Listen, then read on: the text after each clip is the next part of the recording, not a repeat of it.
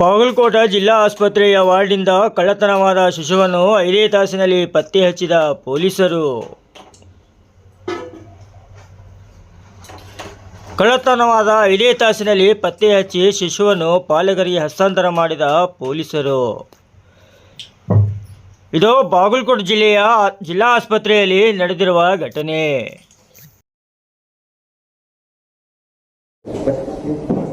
ಬೆಳಗ್ಗೆ Navanagar police ಸ್ಟೇಷನ್ದಲ್ಲಿ ಮಗುದು kidnap ಪ್ರಕರಣ ದಾಖಲಾಗಿತ್ತು. ಸೊ ಅದು ಮುಂದೆ ಬೆಳಗ್ಗೆನೇ ಕೂಡ ತಮಗೆಲ್ಲರಿಗೂ ಕೂಡ ಪ್ರಕರಣದ ಬಗ್ಗೆ ಬ್ರೀಫ್ ಮಾಡಿತ್ತು. ಶ್ರೀಮತಿ ನದಾಫ್ ಅವರು ನಿನ್ನೆ ಡೆಲಿವರಿಗೆ ಹಾಸ್ಪಿಟ್ಲಿಗೆ ಅಡ್ಮಿಟ್ ಆಗಿರ್ತಾರೆ.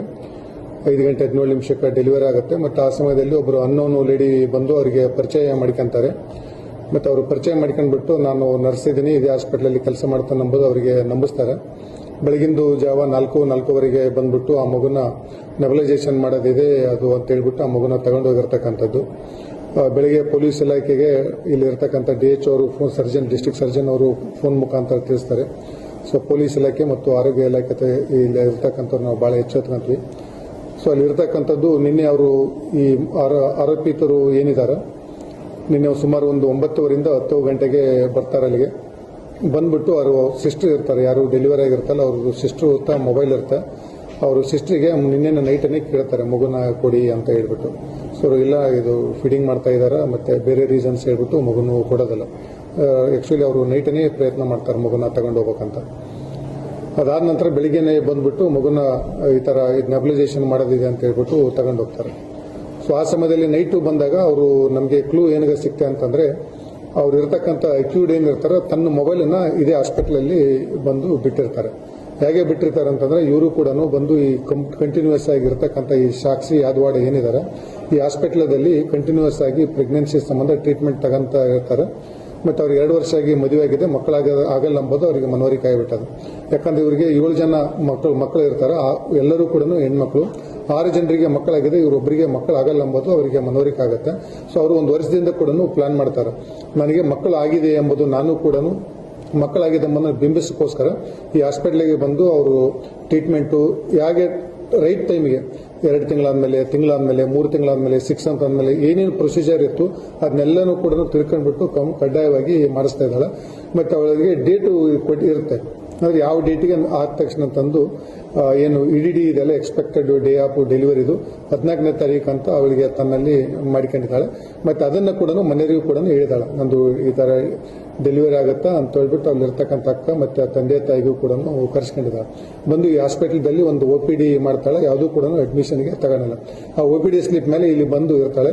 ಅವಳಿಗೆ ಯಾರು ಬರ್ತಾರೆ ಈ ಡೇಟಿಗೆ ಅಂತ ಅಂದ್ಬಿಟ್ಟು ಎಲ್ಲಿ ಡೆಲಿವರಿ ಇರತಕ್ಕಂಥದ್ದು ತುಂಬ ರಶ್ ಇದೆ, ಎಲ್ಲಿ ಡೆಲಿವರಿ ಆಗ್ತಾವ ಏನಂಬುದನ್ನು ಕೂಡ ಐಡೆಂಟಿಫಿಕೇಶನ್ ಮಾಡ್ತಾಳೆ.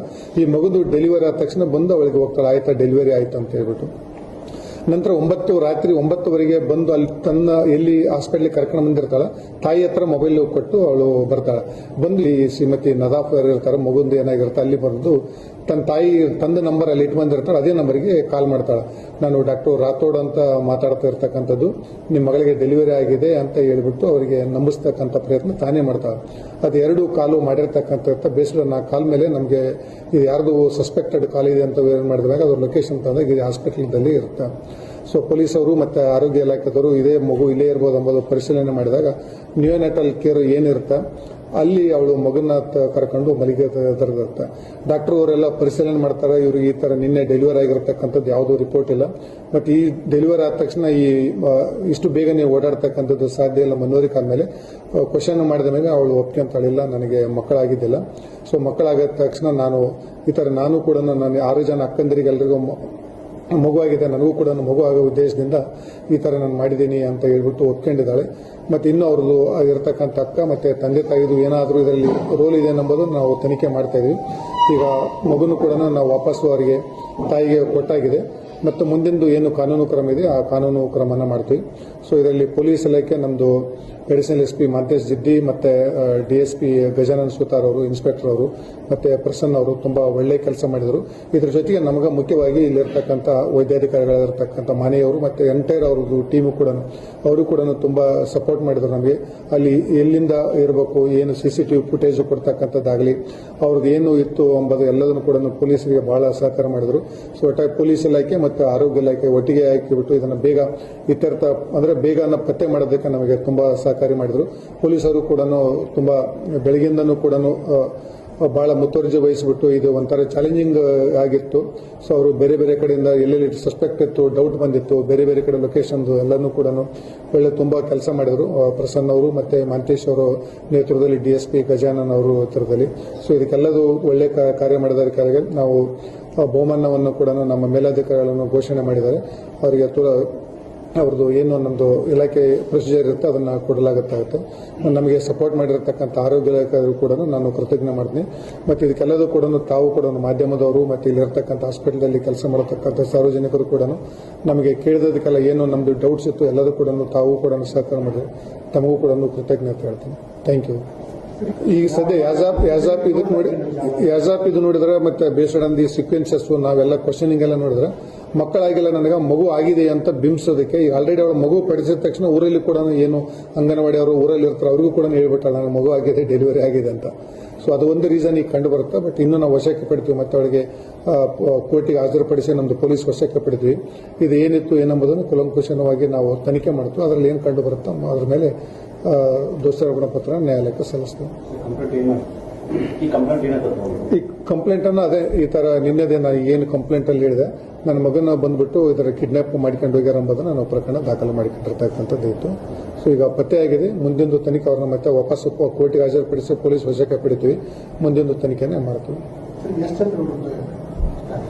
ಅದಿಲ್ಲ, ಯಾರು ಅಂತ ಅನ್ನೋನ್ ಲೇಡಿ ಎಂಬವ್ರ ಮೇಲೆ ಒಬ್ಬರ ಮೇಲೆ ಕೊಟ್ಟಿದ್ರು.